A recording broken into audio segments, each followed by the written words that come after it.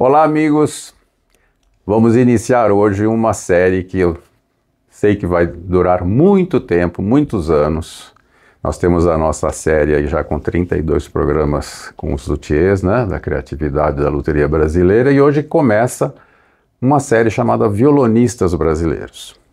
E a gente tem uma oportunidade assim realmente rara e muito feliz de poder começar essa série hoje com um violonista brasileiro que muitos de vocês talvez nem conheçam, porque ele já está há 40 anos na Alemanha, foi muito jovem para lá, tem uma história linda. Antes de ir para a Alemanha já aconteceu muita coisa, ele ganhou concursos muito importantes, um grande concertista. Tive o prazer enorme de tocar com ele no Trio Opus 12 durante muitos anos, e agora ele está aqui e vai inclusive fazer um masterclass essa semana aqui em São Paulo. E eu quero apresentar para os que não conhecem, com emoção e grande felicidade, o Clémer Andreotti. Meu Deus, cara, tudo bem? Que maravilha ter você aqui, uma coisa que a gente já queria há tanto tempo. Há muitas histórias a serem contadas que eu sei que vão ser muito interessantes para o pessoal do violão e mesmo o pessoal que só está interessado na música, mas os que estão estudando, para o pessoal que está hoje nas universidades brasileiras, né? Eu acho que vai ser um tema assim variado, e eu, claro, como sempre, né, a gente tem que começar pelo começo. O Clémer vai contar um pouquinho da fase inicial aqui em São Paulo, os mestres dele, o início, os primeiros recitais, até esse momento que ele foi para a Alemanha em 1984. Clé, é você falando à vontade, contando para a gente um pouco. Eu sou testemunha de boa parte. Eu conheci o Clémer num recital em 1976. Ele não tinha nem 17, tinha 16 anos nessa época. Então, já tocava muito, né? Lembra? Lembro. E, bom, é difícil falar do começo. Quando você fez a proposta, aliás, obrigado pelo convite, foi um prazer estar aqui. Você pensar no começo, como é que você encontrou o violão, né? E tudo isso é um processo que mexeu nas minhas memórias, assim, as primeiras memórias, porque a ideia de tocar violão, normalmente, você pergunta para um aluno que chega, por que você vai estudar violão, né? Então, fala, meu pai quer, minha mãe quer, ou eu quero, né? E no meu caso, foi que meu pai tinha muita vontade de tocar violão. E nunca teve oportunidade, inclusive ele com muito esforço, economizando no tempo de jovem dele dinheiro pro bonde na época, ele comprou um violão, mas nunca teve oportunidade de aprender o violão. E minha mãe tocava acordeon, e quando eles casaram, logo em seguida construíram uma casinha e o acordeon foi vendido para pagar uma parte do telhado da casa. Olha. E quando eu tinha uns 8, 9 anos, meu pai falou, bom, tem um violão aqui em casa, não tinha mais o acordeon, e vamos aprender violão. E eu comecei com o professor, o senhor Francisco, uma travessinha da Vila da Conselheiro Carrão. Ele tinha uma espécie de escolinha era um fundo de quintal. Ele dava aula de violino, acordeon, violão. Você entrava, tinha 3 mesinhas, cada mesa tinha um professor dando aula ao mesmo tempo. E no final havia uma banquinha uma estande de livros, de partituras que ele vendia, e no fundo um piano que a filha dele dava aula de piano. E uma vez por semana tínhamos aula de teoria musical. Depois de um ano, meu pai estava muito preocupado, porque eu estava aprendendo muito rápido as músicas. Meu pai tinha que comprar sempre as partituras. E ele estava extremamente irritado com isso. Filho talentoso demais. Aí ele encontrou um amigo de escola, o Afonso, que era advogado e tocava muito bem acordeon. E ele disse que fundou um conservatório Guiomar Novaes, na Vila Carrão, com a irmã dele, que era pianista, e o cunhado, que era acordeonista também. E tem um violonista muito bom, rapaz jovem, uns 20 e poucos anos, ele dá concerto, dá aula em várias escolas, um senhor chamado Henrique Pinto. E num sábado à tarde eu fui com meu pai o violão e as partituras, e o Henrique apareceu e fomos na sala de aula do Henrique, eu toquei para o Henrique. O Henrique ouviu aquele monte de partitura e falou, seu Orlando, o menino fica aqui, eu vou dar aula para o menino, só que eu tenho que prepará-lo, a gente está no conservatório, tem exames, era profissionalizante naquela época. E depois de um certo tempo você tinha um diploma que dava direito pelo estado de dar aulas. E eu comecei, o Henrique me preparou alguns meses, e eu fiz o exame de seleção e entrei no segundo ano do conservatório. Naquela época a gente usava uniforme, tinha aula de teoria musical, tinha aula de coral, tinha mais tarde aula de harmonia, de folclore, tinha aula de pedagogia. Era uma formação mesmo. Legal, né? Tanto que com os 18 anos, eu tinha 2 exames por ano. E eu tive, então, depois de com 18 anos, eu completei o conservatório e tinha um diploma que me dá direito de dar aulas. Mas logo que a coisa foi andando, o Henrique falou para o meu pai que eu teria, de qualquer forma, com 16 anos, já começar a ganhar um dinheiro. O senhor coloque na porta de casa uma plaquinha, aqui se dá aulas de violão. E meu pai fez. E deu 2 semanas, começou a chegar aluno. Aí eu comecei com 16 anos a dar aula de violão. Que demais. E o meu primeiro cachê foi um metrônomo. Comprei um metrônomo para estudar melhor, né? Bom, com o Henrique foi profissionalizante. Eu fiquei 14 anos com o Henrique. Nesse meio tempo, o Henrique tinha muitos alunos em todo São Paulo. Eu conheci pessoas como o Edelton, o Everton, que são amigos de infância, realmente. O Edelton, uma pessoa que me levou na primeira vez no concerto municipal, eu tinha uns 13 anos de idade. O Everton também é imprescindível. E várias pessoas que o Henrique tinha como alunos na época, que era o Luiz Carlos Tessarim, mais tarde chegou você, chegou o Paulo, né, num outro período. Mas a coisa que mexeu muito comigo nessa época foram os festivais de Porto Alegre. Nós tivemos a oportunidade, o Henrique já tinha feito alguns contatos, já tinha estado em Porto Alegre. Antes disso, quando eu comprei um violão um pouquinho melhor, ele foi para Santiago de Compostela ter aula com o Segovia, mas teve aula com o José Tomás. E o Henrique, ele tinha muitos alunos no Brooklyn, São Caetano, nós começamos a conhecer muita gente, o Giacomo, né, e todo esse pessoal, e a gente começou a tocar junto, né? O Henrique fez um duo, tocava em duo com o Giacomo, a gente tocou uns 8 anos juntos, e foi crescendo esse projeto todo, né? Todo mundo foi tocando muito, e em Porto Alegre, de 74, foi meu primeiro ano. Eu tive 74, 75, 76, 78 e 80 no concurso, foi 80. Foi 80.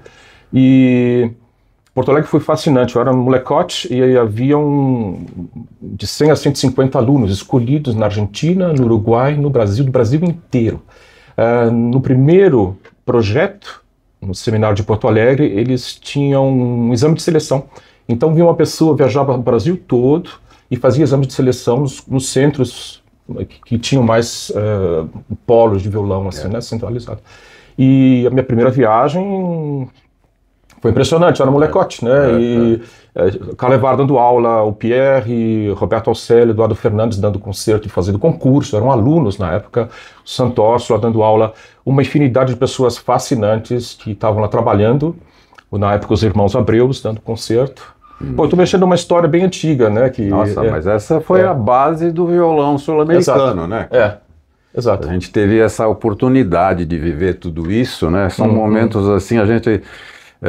na verdade é tanta história que precisaria de mais do que um programa, mas só voltando um pouquinho para as pessoas que às vezes não conhecem, a gente fala às vezes só o primeiro nome, né? Esses grandes violonistas, que esses todos conhecem, o Edelton e o Everton Glöden, o Edelton professor da USP, o Everton um violonista maravilhoso, que também tem uma parceria com esse grupo que foi se formando, né?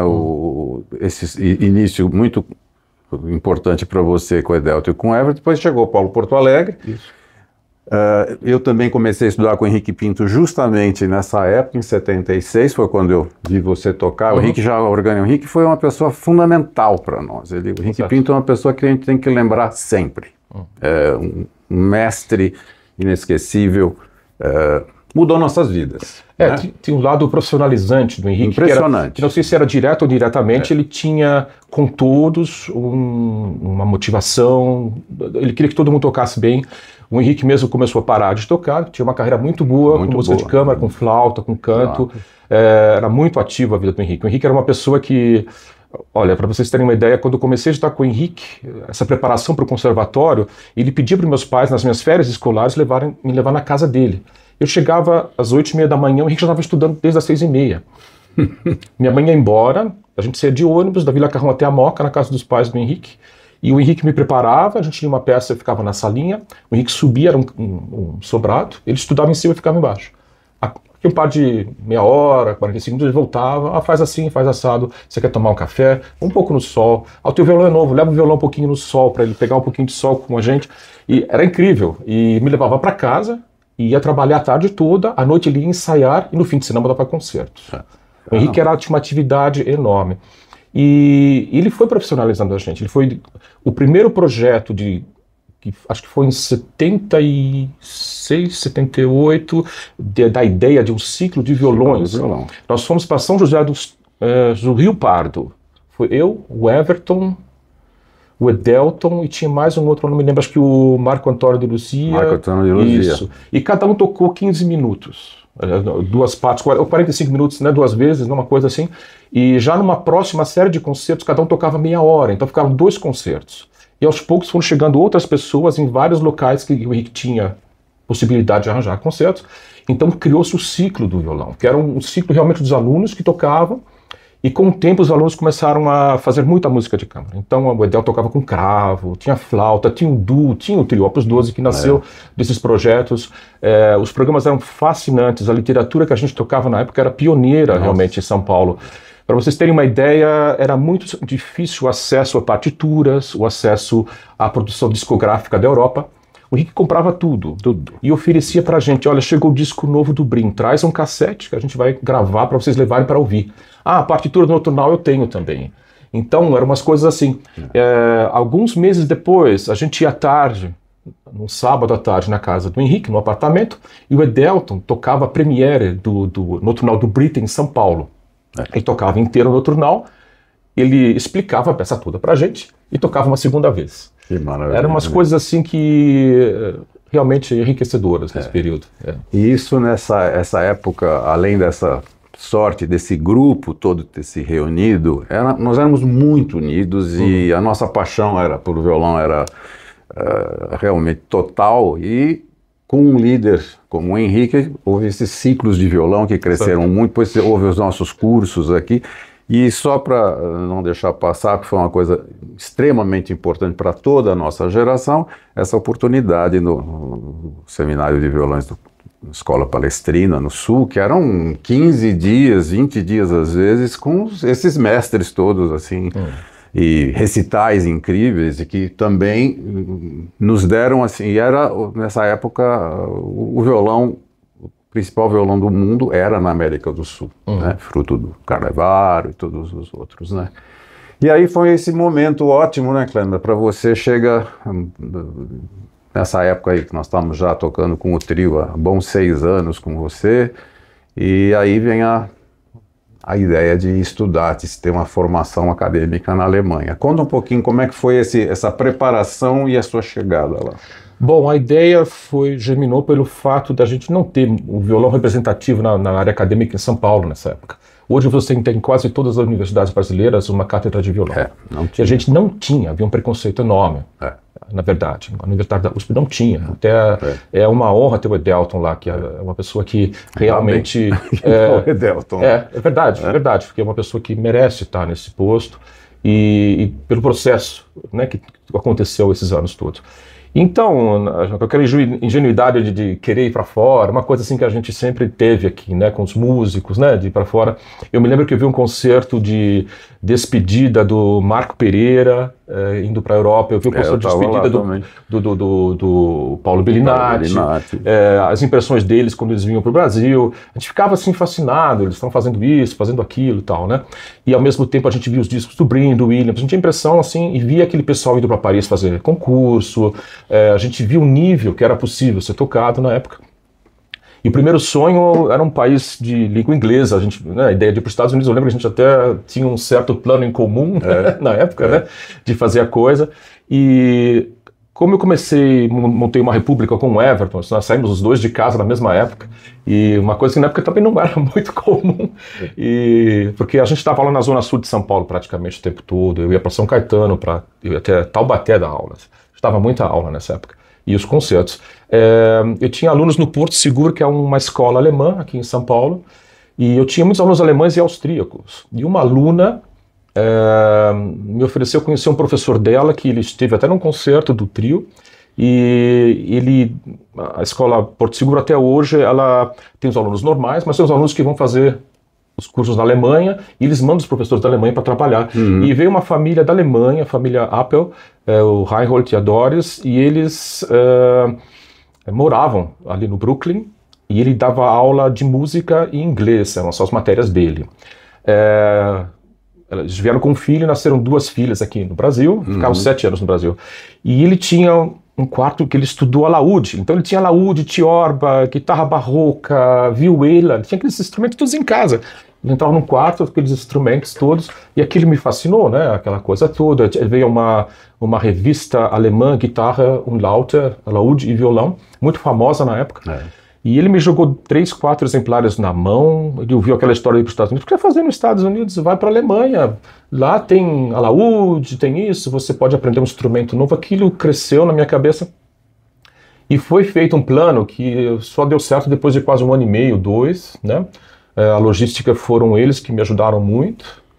E na verdade, nós escrevemos me inscrevi em 4 escolas, eu escrevi para 4 professores lá, com o intuito de fazer um exame de seleção para a universidade. O que aconteceu é que apenas um deles era laudista, e foi o único que respondeu, porque os outros pensaram, você quer também aprender alaúde? A gente não é laudista. Então tinha pessoas ótimas que me conheceram depois e talvez até tivessem me pegado como aluno. E eu fui parar em Würzburg por causa desse professor. Dieter Kirsch, que tocava com Konrad Hagosnik, que era um guitarrista e laudista na época. E ele pode vir fazer o exame, temos uma data de exames em julho e tal. E a dificuldade era ir para lá, naturalmente. O dinheiro, uma passagem de avião era caríssima, talvez tão caro quanto hoje, em uma certa proporção, mas a gente não tinha. Era muito mais difícil. Muito mais difícil. E eu tive, hoje, eu vejo quanta sorte eu tive, a mãe dessa aluna, a Anitta, e mais a família Apple também se juntaram para me ajudar para a Europa. E na preparação de documentação também, tradução de tudo. Até a passagem. Depois eu paguei essa passagem em seguida. Mas a ida foi assim. A Ingrid estava depois. Essa minha aluna foi estudar piano e terminar a escola dela na Alemanha. E ela foi até comigo fazer um exame de seleção, tudo isso. E quando eu cheguei lá, tinha uma comissão, era o Dieter Kirsch, o Michel Tröster, tinha uns violonistas importantes do lugar. Eu tinha que tocar piano também, eu me preparei, fiz piano, fiz exame de harmonia, fiz exame de auditivo, tal, aqueles exames que tem. E eles colocaram no 5º ano, pelo fato de eu tocar bem violão, mas que eu queria aprender laúde e o fato também deles não terem uma ideia clara do que eu tinha aprendido nas matérias teóricas e tal. Então eu tinha que fazer todas aquelas matérias, repor várias coisas. E foi assim que começou o estudo na Alemanha, né? Essa história, assim, eu vivi muito ela, né? Porque os anos que a gente teve com o Trio Opus 12, a nossa amizade foi, assim, se tornando, a gente é praticamente irmão, né? Apesar da diferença de idade, o Klemer é bem mais jovem que eu, o Klemer é bem mais jovem, né? E ele foi em 84 e a gente mantinha essa correspondência os primeiros meses, e aquele tempo era carta, não tinha nem fax nesse tempo ainda, né? E por causa dele, da nossa amizade, eu acabei indo exatamente um ano depois, eu fui para a Alemanha. A gente viveu muito lá e tocamos muitas vezes, fizemos várias turnês pela Alemanha nos anos todos seguintes, né? Tem uma série de histórias muito, muito legais. Eu devo demais ao Klemer, a recepção dele, para mim, a minha vida mudou completamente, E é um país que hoje continua cada vez mais sendo um dos, se não o melhor lugar para todos vocês jovens que vão assistir esse programa, que estão estudando e sonhando. Vocês sabem, mas talvez os que não saibam, a Alemanha é o lugar ideal para se estudar pela condição, estrutura. Inclusive eu queria aproveitar o Klemer porque ele se formou na Musikhochschule de Würzburg, que é uma escola muito importante, e ele também viveu nesses 40 anos, isso foi em 1984 que ele foi para lá, ele se tornou professor dessa universidade, de mais uma outra escola importante em Würzburg, e ele acompanhou o crescimento também da própria escola, né? Ontem nós estávamos conversando, e ele falou, olha, hoje a escola de Würzburg é um centro cultural. O que acontece de música, de concertos, de óperas, é uma coisa assim que para nós é um sonho. Quem sabe, pelo menos a primeira parte já existe. Hoje nós temos faculdades, ótimas universidades com ótimos professores, muitos deles fizeram mestrado e doutorado, inclusive, na Alemanha. Fala de toda a tua impressão, Kleber, é muita coisa, eu sei, assim, para fazer um resumo, mas esses anos, essas décadas todas, como você foi sentindo a tua evolução, tudo que você pôde fazer, mas especialmente esse trabalho da universidade, a importância da universidade para a cidade e para todos que passaram por lá, e estudantes do mundo inteiro fazendo curso lá em Würzburg. Bom, a Alemanha deve ter, no momento, 24 escolas superiores de música. 6 delas, 24. 6 delas estão ligadas à chamada música de igreja, diria assim, uma formação para cantor, né? Uma pessoa que vai trabalhar como organista, vai reger o coro de uma paróquia, pode ser religião luterana ou católica. 6 são especializadas nesse nível, já aprendem cravo, trabalhar com coro, canto e tudo isso. E as outras trabalham na área tanto de você transformar o aluno num profissional de música, que ele vai dar concertos, fazer música de câmara, coisa assim, mas também a área pedagógica, quer dizer, como todos nós demos aula há muito tempo, é uma parte importante, até os maiores nomes dão aula em algum instituto ou dão aulas regularmente em cursos, quando dão concertos. Então, a ligação entre as duas coisas é importantíssima no caso do violão. E, ao mesmo tempo, a escola oferece um trabalho também para a licenciatura, né, que se fala aqui no Brasil, mas os alunos têm também uma formação de aprender um instrumento como o seu instrumento principal, dentro dos módulos dos cursos de bacharelado, depois tem os mestrados e tudo mais, aquelas variantes todas.